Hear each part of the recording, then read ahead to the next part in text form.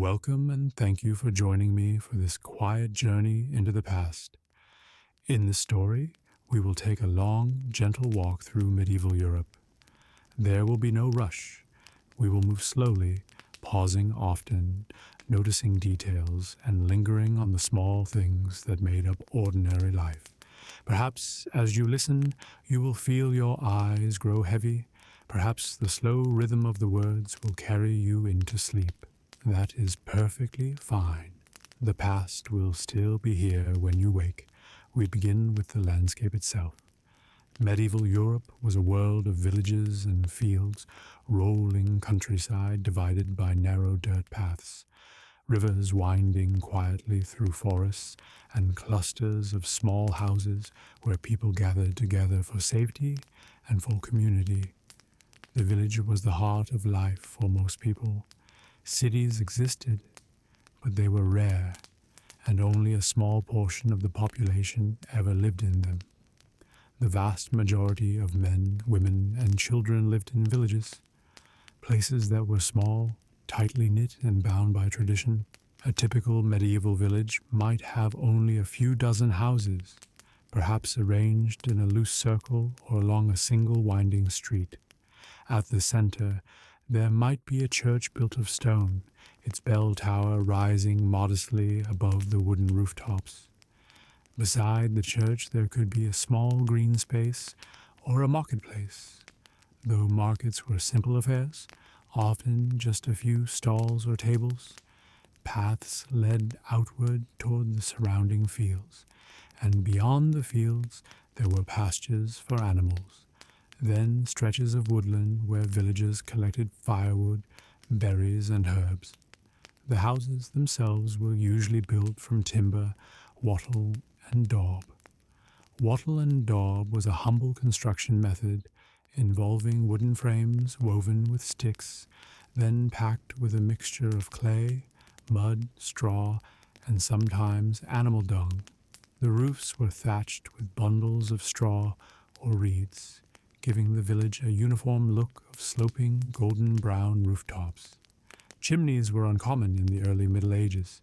Smoke from the hearth often filled the single-room homes, finding its way out through small holes in the roof. The scent of wood smoke lingered everywhere, clinging to clothing and hair. Inside these cottages, life was simple and crowded. Most families lived in one room, where cooking, eating, sleeping, and working all took place. A central hearth provided warmth and light.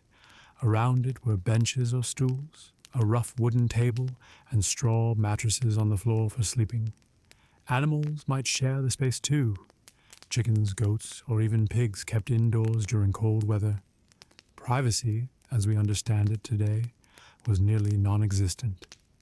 The family lived together in the same space, their lives closely intertwined with one another. Villages were small, but they were lively. Children played in the muddy lanes, men worked the fields or tended animals, and women prepared food, fetched water, spun wool, and looked after the household. Everyone's work was essential, for life in the medieval countryside was precarious. Harvests could fail. Winters could be harsh. Illness could sweep through the population without warning, and so people depended on each other, bound together in the rhythm of daily labor. At the heart of the village community was the church. Even in the humblest settlement, the church was often the most solidly built structure, constructed from stone if resources allowed. Its bell called people to prayer, marked the passing hours, and reminded them of the sacred order that governed life. The churchyard might contain a small graveyard where generations of villagers rested beneath simple wooden crosses. The priest, though often only modestly educated, was a figure of respect and authority, guiding both spiritual and communal matters. The fields around the village were carefully organized. Strips of land were divided among families, each responsible for cultivating a portion. Open field farming meant that no single farmer's land was isolated. Instead, long, narrow strips were intermingled. This system encouraged cooperation, for neighbors needed to plow, sow, and harvest together. The crops were usually wheat, barley, oats, or rye. Vegetables such as beans, peas, and cabbages were grown too, though in smaller gardens near the cottages. Livestock, sheep, cows, pigs, grazed in shared pastures. The village was not wealthy, but it was self-sustaining. Seasons shaped the rhythm of life. Spring meant plowing and planting. Summer was a time of weeding, haymaking, and preparation. Autumn brought the harvest, a period of long days and collective effort as everyone worked together to bring in the grain. Winter was the hardest time, when food stores dwindled and the cold pressed in. But even then, people found ways to endure. Stories were told by the hearth, songs were sung, and old traditions kept spirits alive. In the evenings, the village grew quiet. The fields emptied. Smoke rose from the chimneys. Children grew drowsy beside the fire, while adults mended tools, spun wool, or prepared for the next day's labor. There were no lamps to push back the night, only the dim glow of firelight and candles made from tallow. Darkness fell heavy, and silence wrapped around the village. It was a world lit by fire, ruled by the rhythms of nature, and shaped by the steady passing of days and seasons. So this is where our journey begins, in the villages and towns of medieval Europe. Small, simple places bound by community, woven together by work, faith, and tradition. As we continue, we will look more closely at the details of this world, at the homes where people slept, the food they ate, the clothes they wore, and the customs that guided their lives. But for now, let us pause here and picture the village as it settles into evening, the fields quiet, the hearths glowing, and the people of the past preparing for another ordinary day.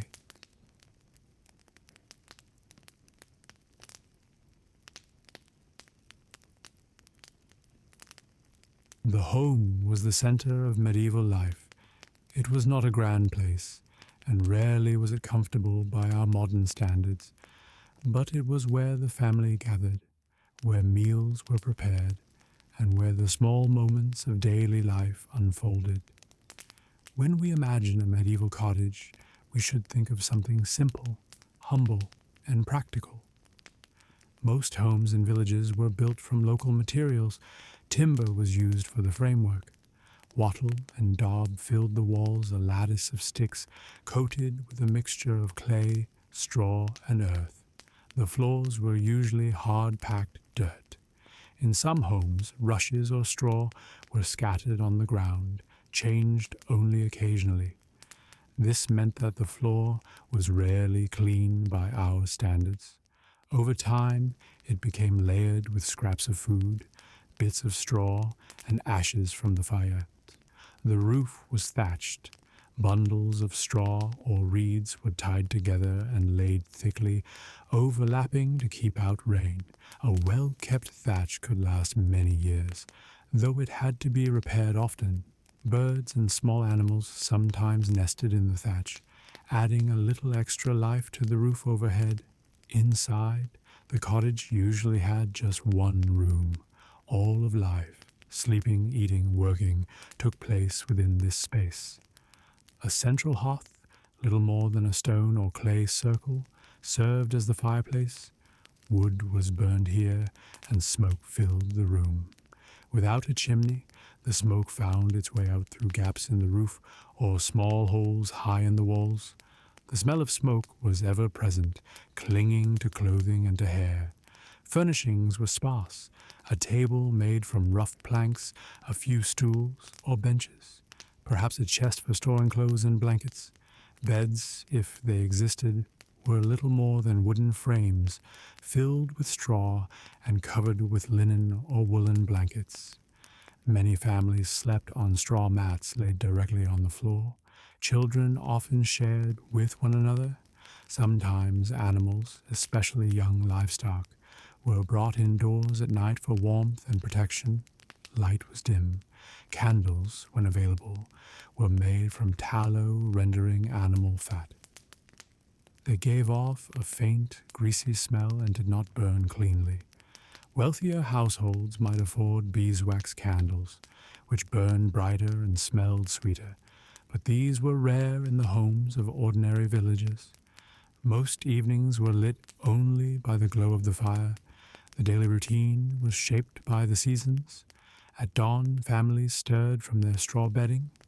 The day began with prayers, often simple and spoken quickly. Breakfast was meager, perhaps a piece of coarse bread, a little ale, or porridge made from oats or barley. Then work began. Men and older boys went to the fields. They plowed, sowed, weeded, or harvested, depending on the season. Women tended to the household. They baked bread in communal ovens, spun wool, wove cloth, and prepared meals. Fetching water was a constant task. Few cottages had wells of their own, so women and children carried buckets to the village well or stream. The weight was heavy, and the journey repeated many times a day. Children had duties too. They scared birds from crops, collected firewood, and helped care for animals. Even the youngest had small responsibilities. Play was not absent, but it was woven into the rhythm of work. Meals were simple. Bread was the staple, baked from rye, barley, or wheat. It was coarse and heavy, sometimes dark in color. Porridge made from grains was common. Vegetables such as beans, peas, and cabbage filled out the diet. Meat was rare for peasants, eaten only on special occasions, though bacon or salted pork might appear in small quantities. Fish was more common, especially in areas near rivers or coasts. Ale was the everyday drink, weak in strength but safer than water. The largest meal of the day came at noon. Families gathered in their cottages or shared meals outdoors in the fields. Food was eaten with the hands, sometimes with knives, but forks were unknown. Wooden bowls and spoons were used when available. Plates were often just thick slices of stale bread, which soaked up juices and were eaten at the end. In the afternoon, work resumed. Women spun wool into yarn, men repaired tools, children helped with chores. In the summer months, work could continue until late evening, the long daylight hours filled with labor. In the winter, darkness arrived early, and families gathered close to the hearth. Evenings were quieter. Stories were told, legends, folk tales, or memories of ancestors. Songs might be sung in soft voices. The fire provided warmth, but little light. Families drifted toward sleep soon after darkness fell, for there was little to do in the gloom. Night was a time of stillness, broken only by the sounds of animals or the tolling of a distant church bell. The rhythm of these routines gave life its shape. Day followed night, season followed season, and the people of the village moved in harmony with the land around them. Their homes were small, their lives simple, but within these cottages, families found comfort, and the steady repetition of daily tasks provided a kind of security. So, when we imagine medieval life, let us picture these homes, the smoky cottages with thatched roofs, the crowded rooms where families huddled together, the daily routines of work and rest, and the slow passage of days marked by prayer, labor, and sleep. In this quiet cycle, generations lived and died, their lives ordinary yet meaningful in their own way.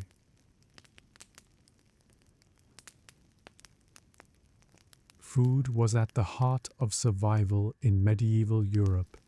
It was never taken for granted.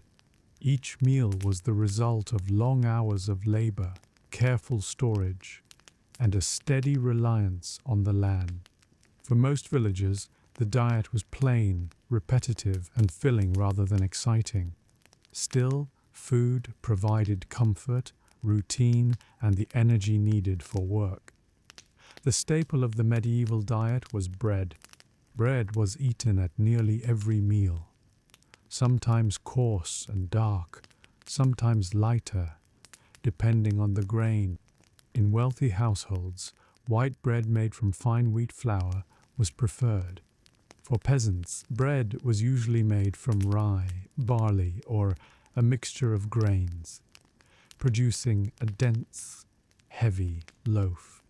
The crusts could be hard, the flavor earthy, and the texture uneven. But bread sustained life, and few people could imagine a meal without it. Alongside bread came pottage. Pottage was a thick stew or porridge made by boiling grains or legumes in water. It could be thin and simple, or thicker with added vegetables like beans, peas, onions, or cabbage. Sometimes bits of meat or fish were added when available. Pottage was versatile, filling, and easy to stretch. It simmered over the hearth for hours, a pot always ready to provide nourishment. Meat was scarce for most peasants. A pig might be slaughtered once a year, its salted meat carefully preserved for winter. Bacon or lard was treasured, used to flavor pottage or spread thinly on bread. Cows were more valuable alive for milk than slaughtered for beef. So beef was rare among villagers. Sheep provided wool more often than meat. Hunting was restricted by law. Game in the forests belonged to the lords, and peasants caught poaching faced harsh penalties. Fish was more common, especially on church-mandated fasting days when meat was forbidden. Rivers provided eels, trout, and other freshwater fish. In coastal regions, herring and cod were important. These were often salted or dried to last through the seasons.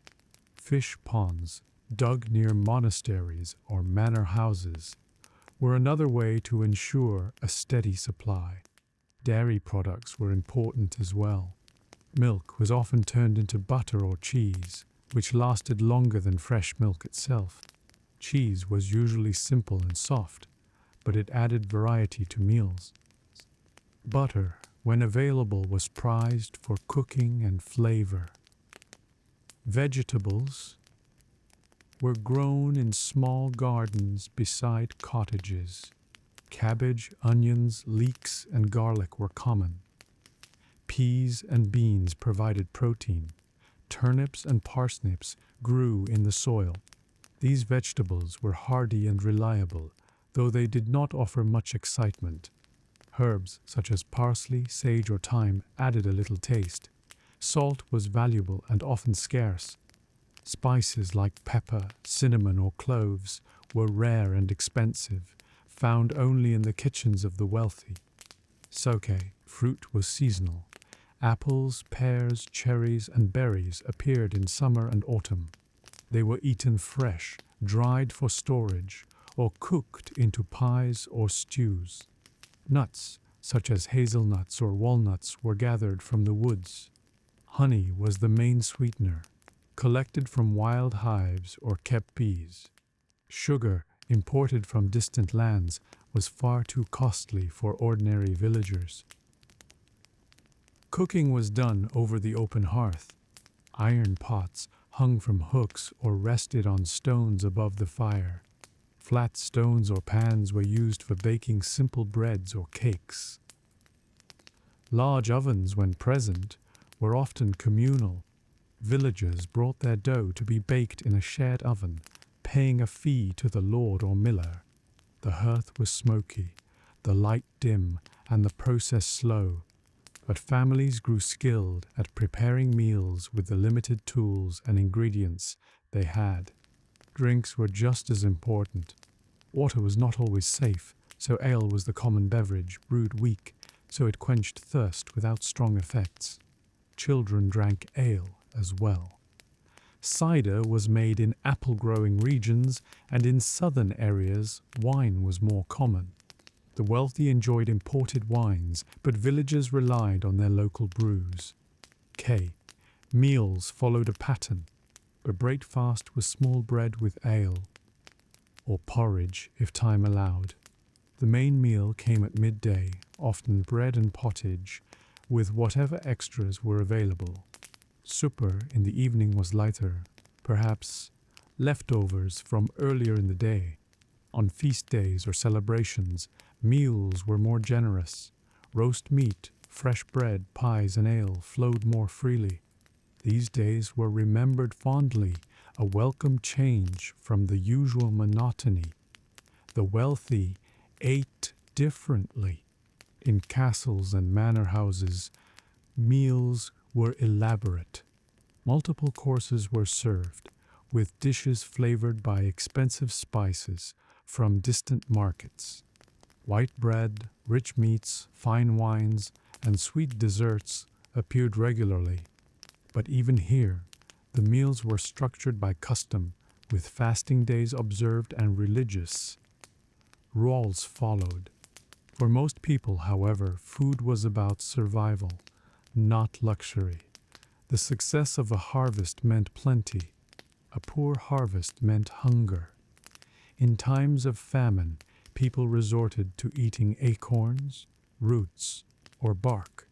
Chronic hunger was a reality for many peasants, and the memory of scarcity haunted communities. This made the rituals of planting, harvesting, and storing food sacred tasks, bound up with prayer and tradition. Still, within these routines, there was comfort in the familiar taste of bread, the warmth of pottage, and the gathering of family around the fire. Food may not have been abundant or varied, but it bound people together, providing strength for the labors of the day and a small measure of joy in the midst of ordinary life. So when we think of medieval food, we should not imagine endless feasts or exotic dishes. Instead, let us picture the steaming pot of pottage, the coarse loaf of bread, the humble bowl of beans or cabbage, and the steady rhythm of meals taken day after day, quietly sustaining the people who lived long ago. Clothing in medieval Europe was rarely about style for ordinary people. It was, first and foremost, about necessity, keeping warm, protecting the body, and making use of whatever materials were available. Still, clothing carried meaning. It marked one's place in society, distinguished the wealthy from the poor, and reflected the slow rhythms of life in the Middle Ages. For most villagers, clothes were simple and practical. Wool was the most common fabric. Sheep were plentiful, and their wool was spun into yarn, woven into cloth, and dyed with whatever colors could be made locally. The process was slow, shearing sheep, cleaning the wool, spinning it into thread, weaving it on a loom, and finally cutting and sewing the fabric into garments. Every family had some part in this process.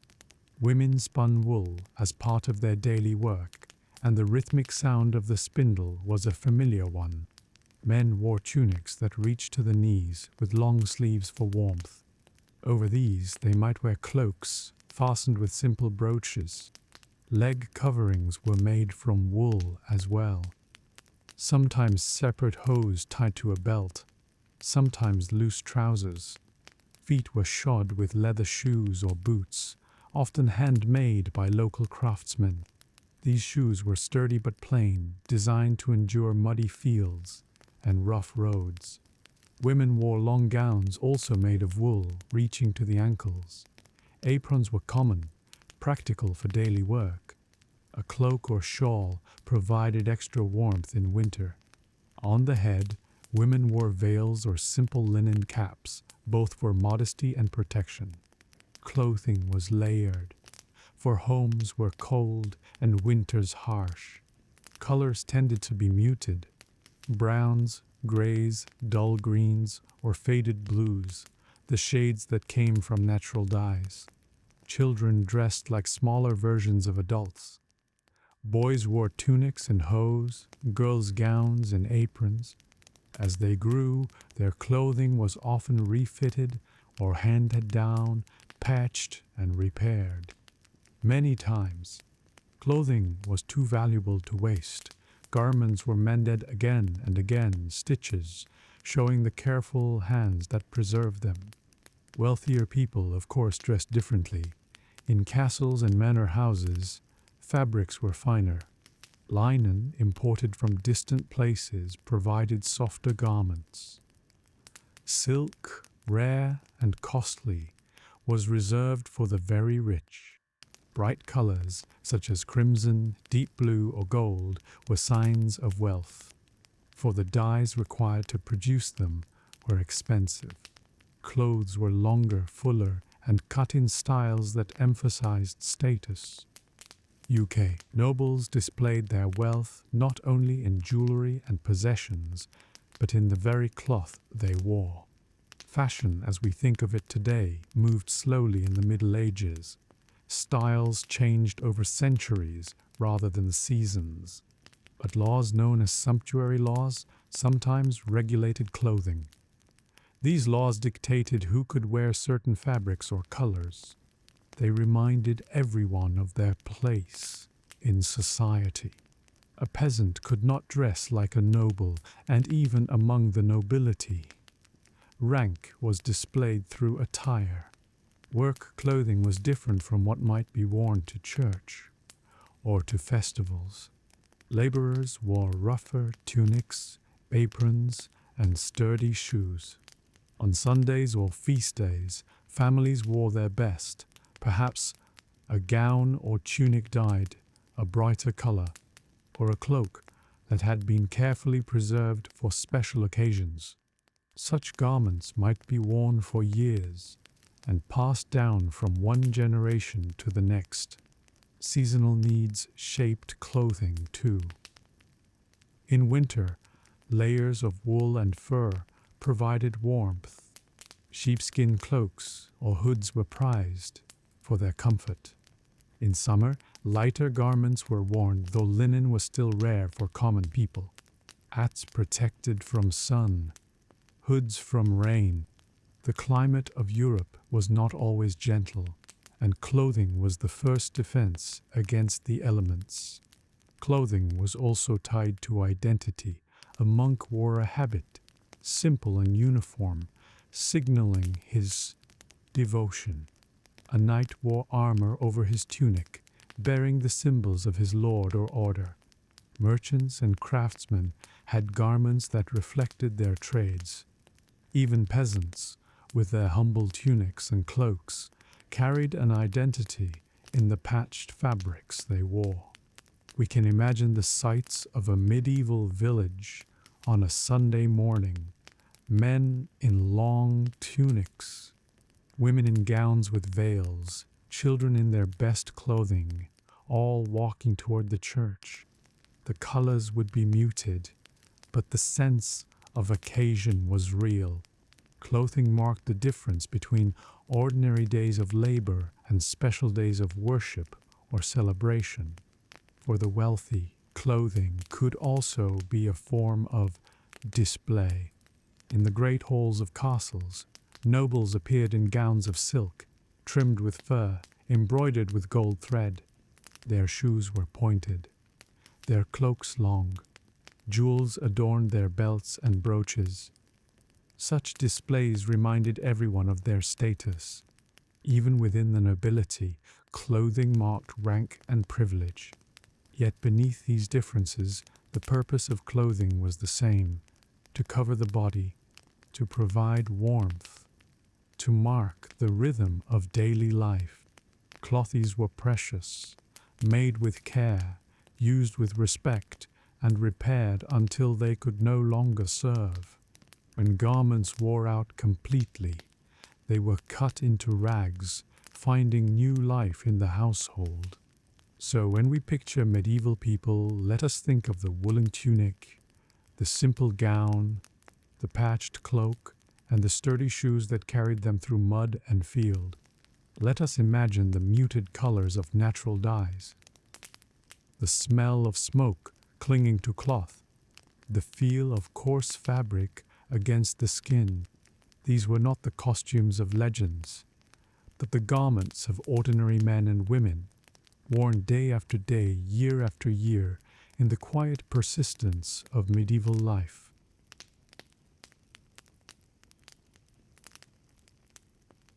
In the medieval world, work was not something that could be avoided.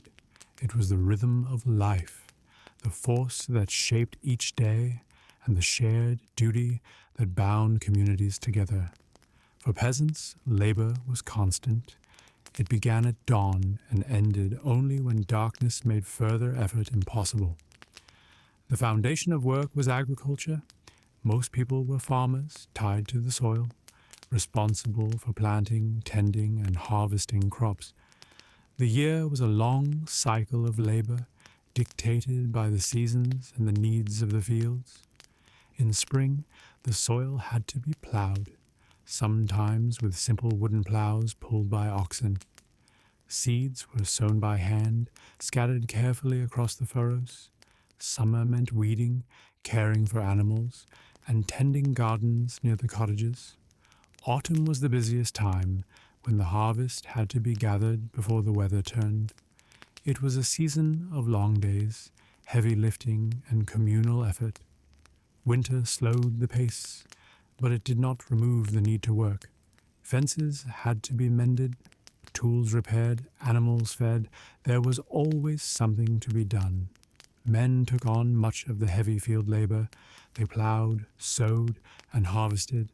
They tended sheep in the pastures, watched over cattle, and cut wood in the forest. They dug ditches, built fences, and maintained the village's small network of paths and bridges.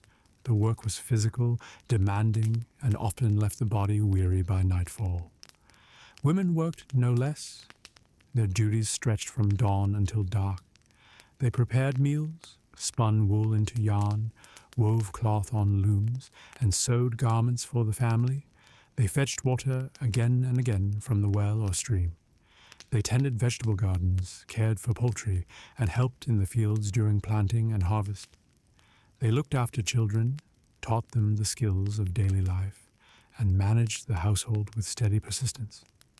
It was said that a woman's work was never done, and indeed their labor carried on through every hour. Children contributed too. From an early age, they were expected to help.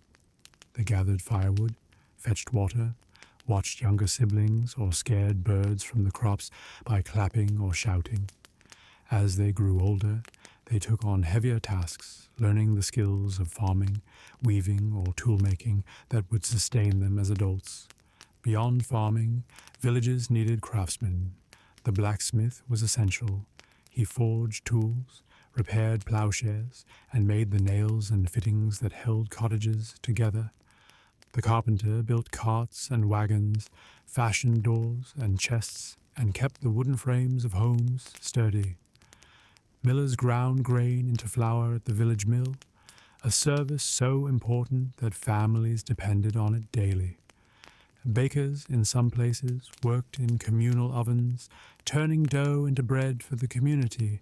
Tanners processed animal hides into leather, a foul-smelling but vital trade. Shoemakers crafted footwear. Potters made simple vessels for cooking and storage. Each trade filled a need, and together they wove the fabric of village life.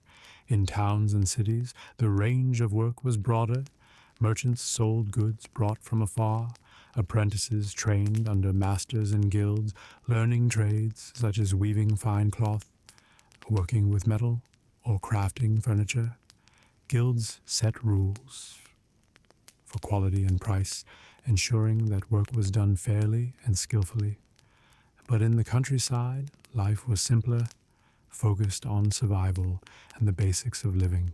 For many, work was not only physical, but also an obligation.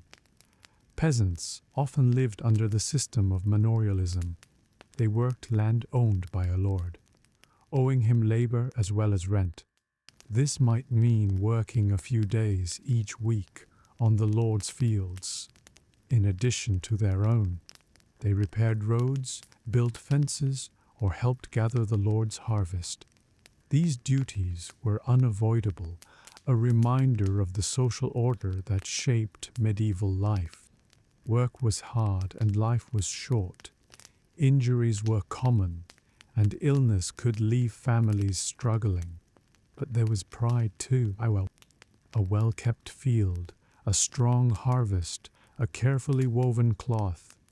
These were achievements that gave meaning to daily labor. The rhythm of work was softened by community. During harvest, entire villages worked side by side, sharing the burden of long days. Tasks were passed down through families. Knowledge preserved across generations. There was comfort in repetition and a sense of belonging in shared effort. For the wealthy, work took a different form. Lords managed estates, oversaw tenants, and settled disputes. Their duties were less about physical labor and more about administration and defense. Knights trained for war, spending long hours maintaining armor and practicing with weapons. Clerks and scribes worked with ink and parchment, recording transactions, copying texts, and preserving knowledge. Monks and nuns labored too, tending gardens, brewing ale, and copying manuscripts by hand in quiet scriptoria. So we see that work, in all its forms, was the thread that held life together. From the smallest child gathering kindling, to the blacksmith shaping iron, from the woman weaving wool to the man plowing a field. Each person played a part. It was not glamorous, nor was it easy, but it was steady, enduring, and it carried people through the centuries of the Middle Ages. When we imagine the medieval day, let us picture hands worn from labor, tools polished by use, and fields shaped by generations of effort. Let us hear the ringing of the blacksmith's hammer, the creak of the mill wheel, the murmur of voices in the fields. Work was the constant companion of life, and it defined the people of the past as surely as their prayers or their stories. In medieval Europe, faith was everywhere. It shaped the rhythm of the year, guided the cycle of life from birth to death, and offered explanations for the mysteries of the world. Religion was not a separate part of life. It was woven into daily existence, ever present, steady, and unquestioned. At the heart of each village stood the church, often the largest and most enduring building. Constructed from stone, even when cottages were made of timber and clay. The church spire or bell tower rose above the rooftops, a reminder of the sacred order that watched over the community.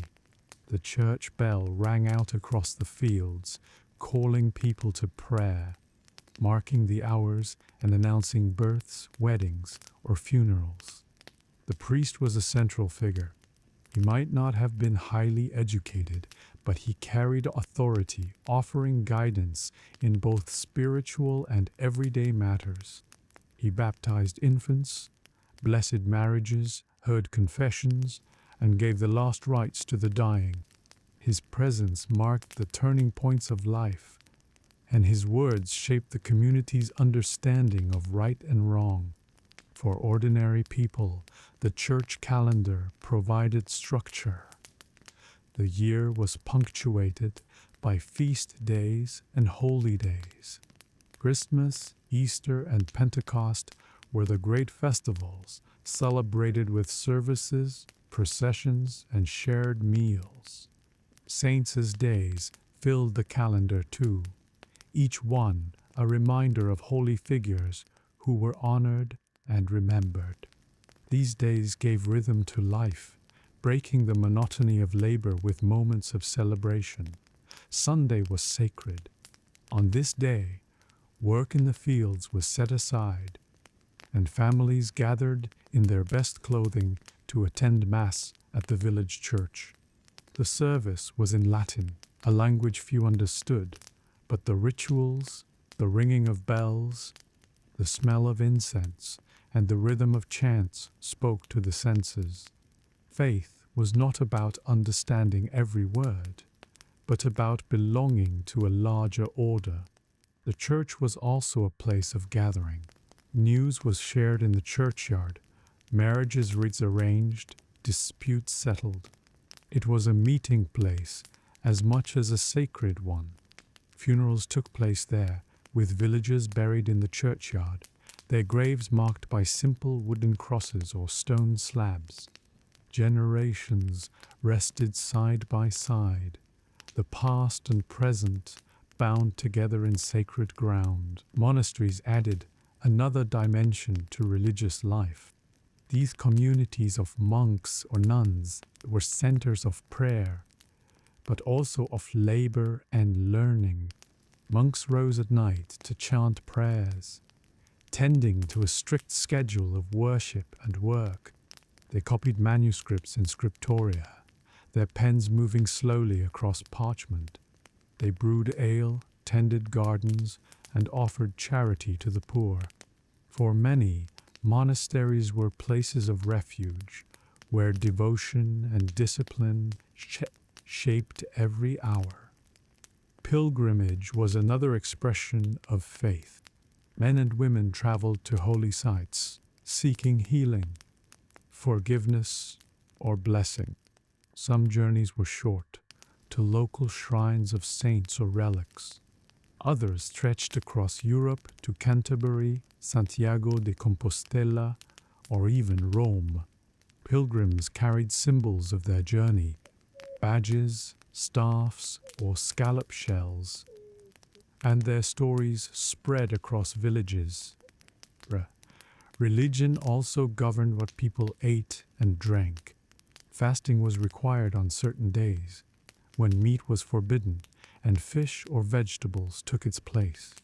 Lent, the 40 days before Easter, was a season of abstinence and prayer. The rhythm of meals, like the rhythm of work, was tied to the teachings of the church. Belief in the unseen was strong. Angels and demons, saints and spirits were thought to be present in daily life. Superstitions mixed with formal faith. Charms were carried, prayers whispered, and relics treasured as sources of protection. The boundary between sacred and ordinary was thin, and faith gave meaning to both. For the wealthy, religion offered grandeur. Cathedrals rose in stone with stained glass windows casting colored light across vast interiors. Services were filled with music, incense, and ritual. For peasants, faith was humbler but no less powerful. The simple village church, with its worn pews and flickering candles, was a place of hope, comfort, and continuity. From birth to death, faith accompanied every stage of life. Infants were baptized, children confirmed, couples married before the altar. The dying received last rites. Their souls commended to heaven. The churchyard became their final resting place, and the cycle continued with each new generation. So when we think of religion in the Middle Ages, we must see it not as an occasional practice, but as the very fabric of life. It was in the bells that marked the hours, in the prayers whispered before meals, in the festivals that filled the calendar, and in the solemn rituals that marked life's great passages. Faith bound people together, shaping their days, guiding their choices, and giving them strength in hardship. It was not separate from life. It was life itself, woven into the ordinary and the extraordinary alike.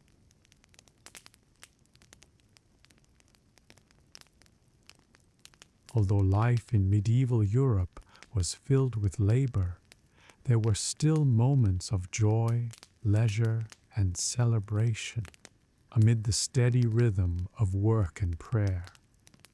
People found ways to amuse themselves, to gather in community, and to mark special occasions with music, food, and laughter. Entertainment was simple, but it was essential. It lightened burdens and brought people together. The church calendar provided many opportunities for festivity. Feast days punctuated the year, often tied to saints, holy events, or the changing seasons. On these days, work in the fields paused, and villagers dressed in their best clothing. They attended Mass in the morning, and afterwards the celebrations began. There might be games, dancing, music, and shared meals. Even in times of hardship, these days offered relief, a reminder that life was not only toil, but also joy. Markets and fairs were another source of excitement. Towns hosted fairs that drew people from surrounding villages. Merchants displayed goods, cloth, spices, tools, and trinkets. Animals were bought and sold, jugglers and performers entertained crowds, and the noise of bargaining filled the air. For villagers accustomed to quiet fields, the bustle of a fair was overwhelming and thrilling. It was a chance to see new things, to hear news from afar, and to enjoy the rare taste of something unusual. Music was everywhere. In villages, it came from simple instruments, flutes made of wood, drums fashioned from stretched skins, and stringed instruments like fiddles or lyres. Singing was common, with songs passed down through generations. They were sung at work to keep rhythm, at home to soothe children, and at gatherings to celebrate. The melodies were plain but memorable, woven into the fabric of daily life. Dancing was another joy. Circle dances, line dances, and simple steps repeated to music were enjoyed at weddings, festivals, and feasts. Men and women joined hands, moving in patterns that were both lively and communal. The dances were not polished performances, but expressions of energy and fellowship. Storytelling was a favored pastime. In the evenings, when families gathered around the hearth, stories were told of saints, heroes, and distant lands. Some tales were moral lessons, others pure entertainment. Legends of King Arthur, of Robin Hood, and of ancient battles were passed from voice to voice. Children listened with wide eyes, and adults found comfort in the familiar rhythms of old tales. Games offered amusement as well. Children played with simple toys, wooden dolls, carved animals, or balls made of cloth. They played tag, hide and seek, or threw stones at targets. Adults enjoyed games of chance, such as dice, though gambling was sometimes frowned upon. Board games like Nine Men's Morris were popular among both peasants and nobles. Chess, introduced from the East, became a favored game among the wealthy, a reflection of strategy, patience, and status. Festivals were the highlight of the year. May Day, celebrated in spring, marked the renewal of life and the promise of harvest. Villages decorated maypoles with ribbons, danced in circles, and crowned a May Queen. Midsummer brought bonfires lit on hilltops to ward off evil spirits and to celebrate the longest day of the year. Harvest festivals in autumn were filled with gratitude for the crops gathered in. Songs, dances, and shared meals gave thanks for survival and abundance. Weddings were grand celebrations. Even among peasants, marriages were occasions for festivity. After the church ceremony, villagers gathered for feasting, music, and dancing. Food and drink flowed more freely, and the community rejoiced in the union of two families. Such events might last into the night, with torches lighting the way and voices carrying laughter across the darkened fields. The wealthy had their own entertainments. In castles, banquets were held in great halls, with long tables piled with food. Minstrels performed songs. Jesters told jokes, and acrobats amazed with their skill. Tournaments provided spectacle too. Knights competed in jousts, their lances shattering on shields while crowds cheered. These events were displays of power and prestige, but they were also enjoyed as lively entertainment. Despite differences of wealth and status, all people shared the need for celebration. For peasants, it was a rare escape from toil. For nobles, it was a display of grandeur. But for all, it was a reminder of the human desire to laugh, to play, and to join together in fellowship. As night fell after a festival, villages quieted once more. The music faded, the fires burned low, and people returned to their cottages, carrying with them the memory of laughter and song. The next morning, work would begin again, but the echoes of joy lingered, softening the burdens of labor and giving hope for the next day of celebration. So, when we think of medieval life, we must remember not only the labor and the hardship, but also the moments of joy, the dances around a maypole, the laughter at a wedding, the bustle of a fair, and the quiet telling of stories by the hearth. These moments of leisure and festivity were as real as the toil of the fields, and they remind us that even in ages past, people sought laughter, companionship, and delight.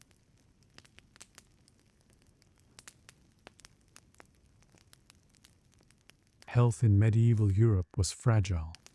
Illness was a constant presence, and cures were uncertain at best. The understanding of the human body was limited, shaped by ancient texts, tradition, and superstition. Yet within these limits, people did what they could. They sought remedies, trusted in prayers, and turned to healers for comfort and hope. The most common medical theory was based on the four humors. This idea, inherited from ancient Greece and Rome, taught that the body was governed by four fluids: blood, phlegm, yellow bile, and black bile. Health depended on keeping these humors in balance. Illness, it was believed, came from imbalance.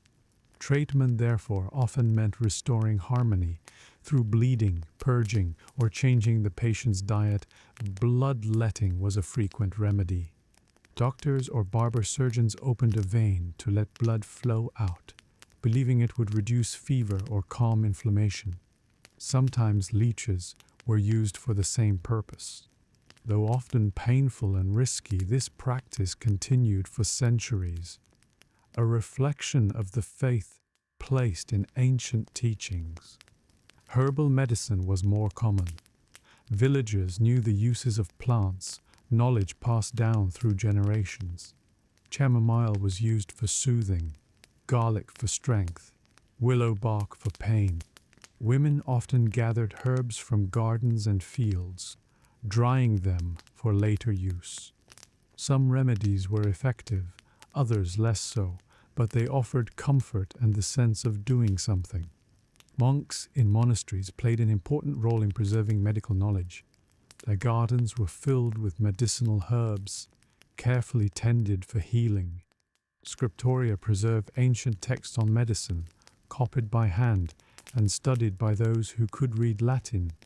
Monastic infirmaries cared for the sick, providing food, shelter, and basic remedies. Charity was a duty, and monasteries served as places of refuge for the unwell. Superstition blended with medicine. Amulets were worn to ward off disease, charms and prayers were whispered over the sick, and astrology influenced treatments, with healers consulting the stars to decide when to perform bloodletting or give remedies. Illness was often seen as punishment for sin, and confession or pilgrimage was sometimes prescribed alongside herbs and diets. Diseases were many and cures uncertain. Fevers, coughs, and infections spread easily in crowded villages. Childhood illnesses claimed many young lives. Accidents in fields or workshops often left lasting wounds. Leprosy was feared, its sufferers often forced to live apart. And when plague swept through Europe, it devastated communities, leaving fear and sorrow in its wake. Midwives were vital figures. They assisted in childbirth, a time of both hope and danger. They used herbs, prayers, and experience to guide women through labor. Infant mortality was high, and many women did not survive childbirth. The midwife's role was one of great responsibility, offering knowledge and comfort in moments of crisis. Hospitals existed, though they were not hospitals as we think of them today. They were more like shelters, places for the poor, the sick, and the traveler. Run by religious orders, they provided food, rest, and basic care. Some grew into centers of learning, where medicine was studied and practiced. But for most people, healing took place at home among family and neighbors. For the wealthy, doctors were available. Educated in universities, they studied Latin texts, consulted astrology, and prescribed treatments based on humors. Their services were costly, out of reach for peasants. Even so, their cures were not always more effective than the herbs of village healers. Cleanliness was limited. Bathing was not as frequent as today, though public bathhouses existed in towns. Water was sometimes feared as a carrier of disease. Instead, people washed hands and faces and changed linens when possible. Perfumes and herbs were used to mask odors. Hygiene, though imperfect, was part of life. Despite the uncertainty, people endured. They lived with illness, cared for one another, and placed faith in both remedies and prayer. Sickness was a part of life, and death was never far. Yet in the midst of hardship, there was resilience. Communities supported one another, families tended to their sick, and traditions of healing continued across generations. So when we think of medicine in the Middle Ages, let us see not only the bloodletting and superstition, but also the care of mothers tending children, the hands of midwives guiding birth, the monks gathering herbs in gardens, and the quiet prayers whispered beside sickbeds. These small acts of compassion and effort were as much a part, not, of medieval healing as any theory of humors or astrological chart. Medicine may have been uncertain, but the will to heal, to comfort, and to endure remained strong. It was this spirit that carried people through, allowing them to face illness with courage and to find hope, even in times of great suffering.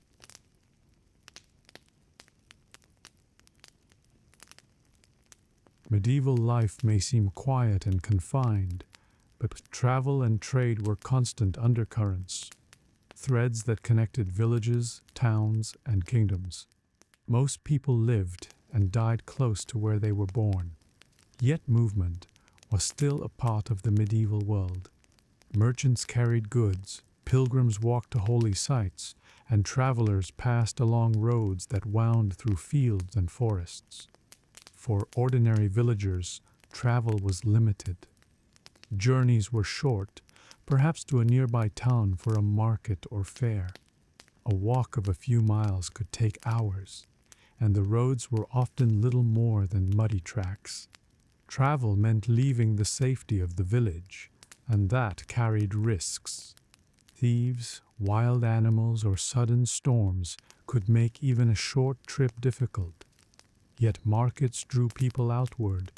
Weekly or seasonal markets allowed villagers to trade surplus goods, buy tools, or sell crops and animals. The noise of a market square was lively, with voices bargaining, carts rattling, and goods displayed in stalls. For people used to quiet fields. Such gatherings were both exciting and overwhelming. Towns and cities grew as centers of trade. Merchants sold cloth, salt, iron, and wine. Craftsmen offered tools, shoes, and pottery. Foreign goods appeared as well. Spices from the east, silks from distant lands, and fine wines from southern vineyards. Though costly, these items reminded people that the world stretched far beyond their village. Travel was not only for trade. Pilgrimage was common. Men and women journeyed to shrines and holy places, seeking blessing or forgiveness. Some traveled only a few days' walk to a local shrine or relic. Others crossed Europe to reach Canterbury, Santiago de Compostela, or even Rome. Pilgrims carried staffs, wore badges, and shared the road with others on the same path. Their journeys spread stories, ideas, and news from one region to another. Merchants traveled longer distances. Still, they carried salt from mines, wool from sheep pastures, or fish from coastal waters. Caravans of carts moved slowly along roads, sometimes guarded by soldiers. River travel was common too, with boats carrying grain, wine, or timber downstream. In some places, sea trade flourished, linking ports across the English Channel, the North Sea, and the Mediterranean. Roads varied in quality. Some were ancient Roman roads still in use. Centuries later, their stone surfaces worn smooth. Others were simple dirt tracks, rutted by carts and impossible in heavy rain. Bridges were rare, so travelers crossed rivers at fords or ferries. Travel was slow, measured in miles per day rather than hours. Inns and taverns provided shelter, offering straw beds and basic food. Travelers shared space with strangers, their belongings kept close at hand. For those without money, monasteries sometimes gave lodging, offering charity to pilgrims and wanderers. Trade shaped economies. Wool from England was prized across Europe, with Flemish weavers turning it into fine cloth. Italian merchants traded in spices, silks, and glass. The Hanseatic League, a network of northern trading towns, controlled shipping routes and ports. Markets in Champagne drew merchants from across the continent, turning towns into bustling centers of commerce. For peasants, trade brought small luxuries, a piece of fine cloth, a tool of better quality, or a handful of exotic spices might find its way into a humble home. These goods carried stories of distant places, connecting even the smallest village to the wider world. Travel also spread ideas. Pilgrims carried tales of saints and miracles. Merchants brought news of wars, of kings and kingdoms, and of strange customs abroad. Minstrels and storytellers moved from place to place, sharing songs and legends. The roads were slow, but they carried more than goods. They carried culture, language, and belief. Danger was always present. Bandits lurked in forests. and travelers risked losing goods or even their lives. Weather was another hazard, with rain turning roads to mud and snow, cutting off entire regions. Illness spread along trade routes, and travelers carried both wealth and disease from one town to another. Yet, despite these risks, people continued to move. Trade was too valuable, pilgrimage too sacred, and the lure of opportunity too strong. Villages may have been small and rooted, but they were never completely cut off. The hum of distant roads, the pull of markets and fairs, the steady march of pilgrims, all reminded people that they were part of a larger world. So, when we imagine medieval Europe, we should not see it as isolated. We should picture the slow carts on muddy roads, the boats drifting on rivers, the pilgrims with staffs in hand, and the markets where merchants shouted their wares. The world was wide, and though most people lived close to home, the flow of travel and trade bound them into a network that stretched across kingdoms and seas.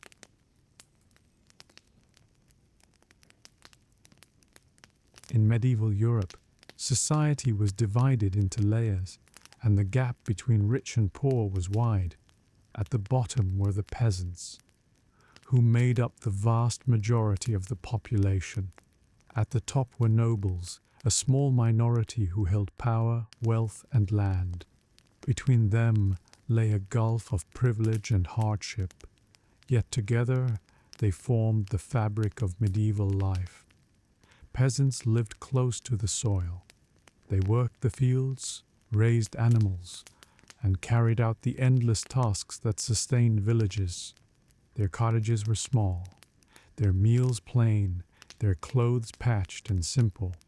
They rose with the sun, labored until dusk, and rested only when the day's work was finished.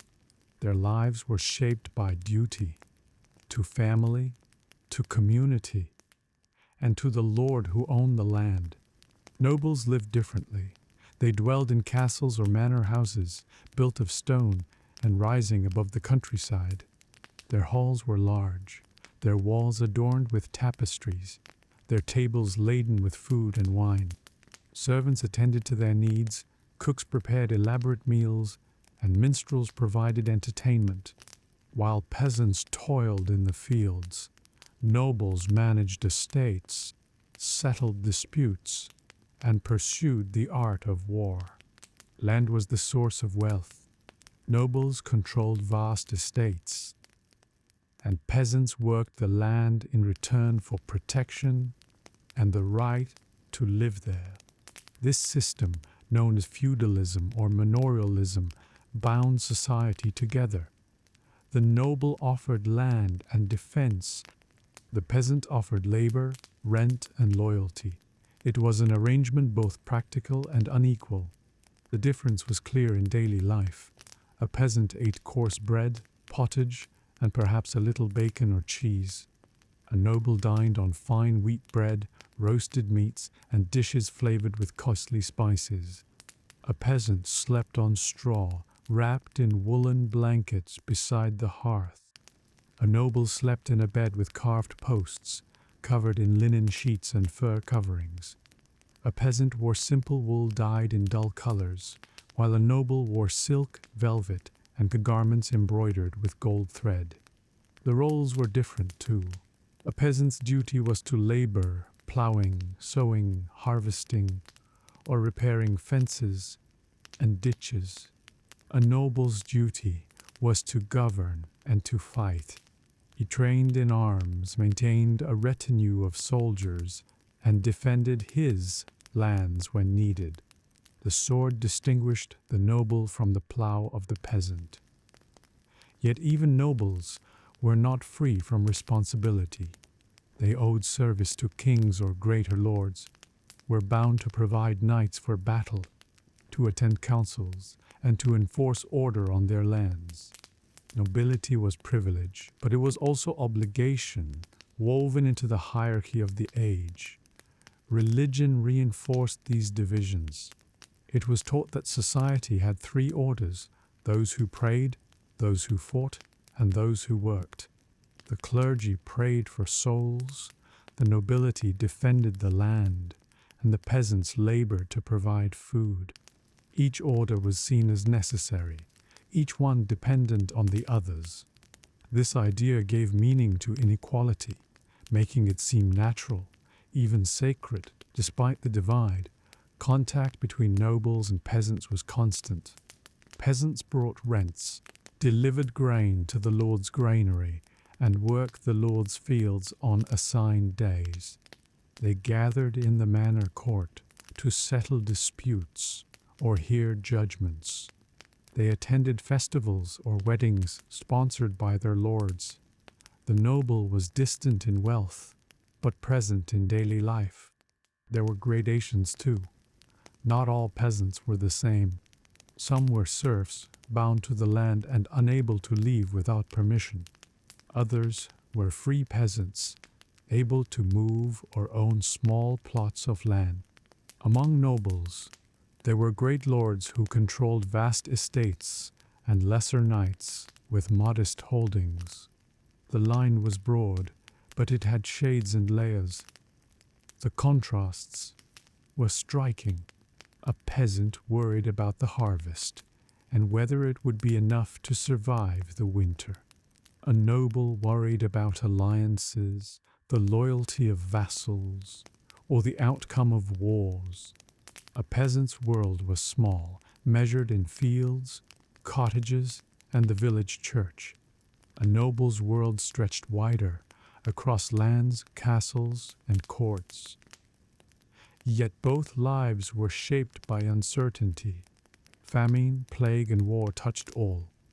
Castles were not immune to hunger, and noble families too suffered loss. The differences were real, but so were the shared human experiences of birth, labor, sickness, and death.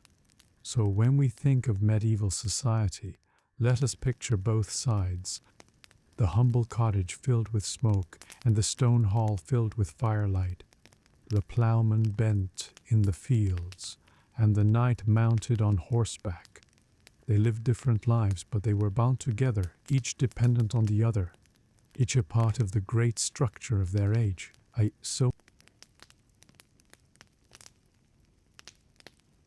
When the sun set in medieval Europe, the rhythm of life slowed and shifted. Without the glow of electric lamps or the hum of machines, darkness came quickly and completely. For ordinary people, night was a time of quiet, of rest, and sometimes of unease. It was the space between days, a pause in the endless labor of life. In villages, evenings began with the hearth. As the day's work ended, families gathered around the fire. The glow of flames was the main source of light. Candles were costly and burned quickly, so most households relied on the fire's dim flicker. The smell of smoke filled the cottage, seeping into clothing and hair, a familiar companion to nightly routines. Meals were taken in the evening, often leftovers from earlier in the day. Bread, pottage, or cheese provided nourishment, and if there was ale, it was shared. Families spoke quietly, discussing the day's labors or listening to stories told by elders. Children drifted toward sleep, lulled by the crackling fire and the rhythm of voices. Sleep came early. With little light to extend the day, people went to bed not long after darkness fell. Beds were simple: straw mattresses on wooden frames, or piles of rushes spread on the floor. Blankets of wool or furs offered warmth in winter. Families often shared beds. Children beside parents.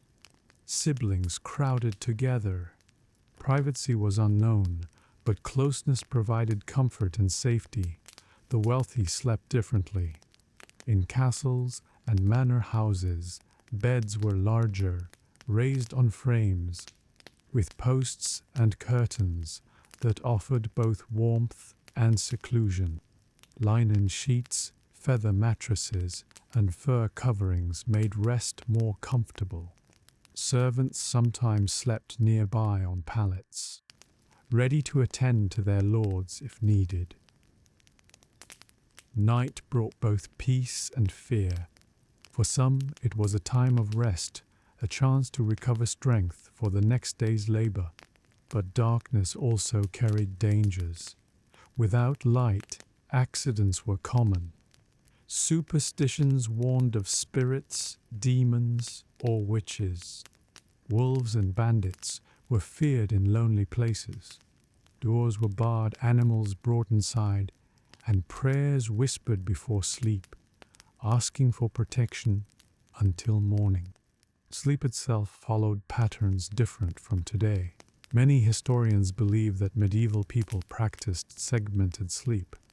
They went to bed soon after dusk, slept for a few hours, then awoke in the middle of the night.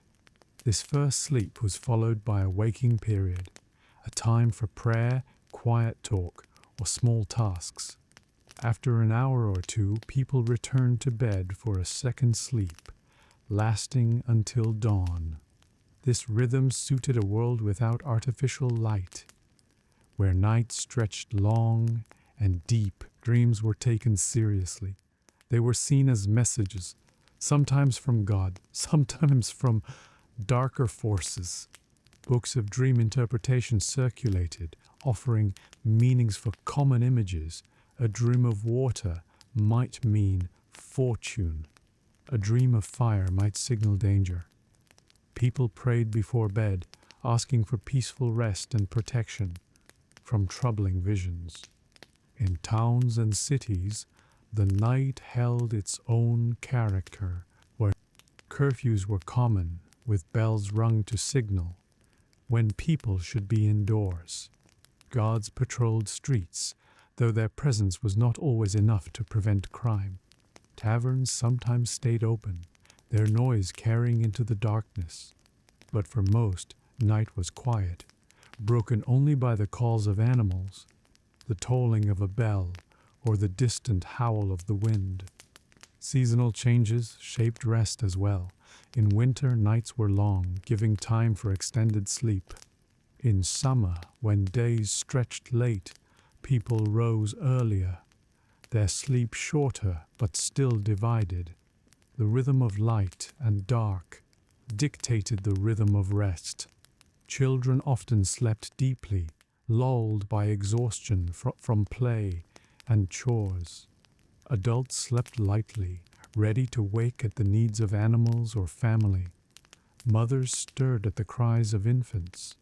Farmers listened for disturbances in the yard. Sleep was precious, but it was also fragile, easily broken by necessity or fear. So when we picture the nights of medieval Europe, we should imagine cottages glowing faintly with firelight, families lying close on straw beds, their breathing steady in the stillness. We should picture castle chambers with heavy curtains drawn, and monks in monasteries rising from sleep to chant prayers in the darkness. The night was not empty. It was filled with rest, with dreams, with quiet watchfulness. And as dawn approached, the rooster crowed, the bells rang, and the village stirred again. The pause of night ended, and another day of work began. The cycle repeated itself, day into night, night into day. The steady heartbeat of medieval life. We have walked slowly through the world of medieval Europe. Step by step, chapter by chapter, we have paused to notice the details of ordinary life. We have seen villages and cottages, meals of bread and pottage, clothing of wool and linen, and the steady rhythm of work in fields and workshops. We have visited churches and monasteries, where bells rang and prayers rose into the air. We have joined in festivals, where music, dancing, and laughter brightened long days. We have stepped into homes filled with smoke and warmth, shared meals around a wooden table, and imagined families resting on straw mattresses by the hearth. We have thought about medicine and healing, about herbs gathered from gardens, about prayers whispered in times of sickness, about midwives, monks, and simple remedies. We have walked along muddy roads with pilgrims and merchants, past markets and fairs where goods were traded, and news and stories carried from village to village. We have seen the contrast between peasants and nobles, the humble cottages of the many, the stone halls of the few. We have stepped into the quiet of the night, where darkness wrapped the world in stillness, where families rested in closeness, and dreams carried them into other realms. This was the fabric of daily life in the Middle Ages, not always easy, not always fair, but filled with the steady persistence of ordinary people. They worked, they prayed, they celebrated, and they endured. Their lives were shaped by seasons, by community, and by traditions that gave meaning to both joy and hardship. As we leave this journey, let us picture once more the medieval village at dusk. The fields are quiet. The smoke of hearth fires drifts upward.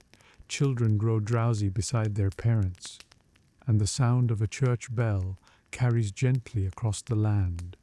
It is a world both distant and familiar, a reminder that even long ago, people sought warmth, safety, companionship, and rest at the end of the day. And perhaps as you listen now, you feel yourself drifting too. The slow rhythm of the words, the gentle unfolding of stories may guide you towards sleep. That is as it should be. The past is patient and it will wait while you rest. So close your eyes, let the images fade, the cottages, the fields, the churches and roads.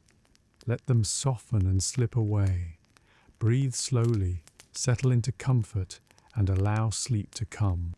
Thank you for walking this long path with me, for wandering through villages and castles, for pausing to see the details of a world long gone. May your rest be deep, your dreams gentle, and your waking peaceful. Good night.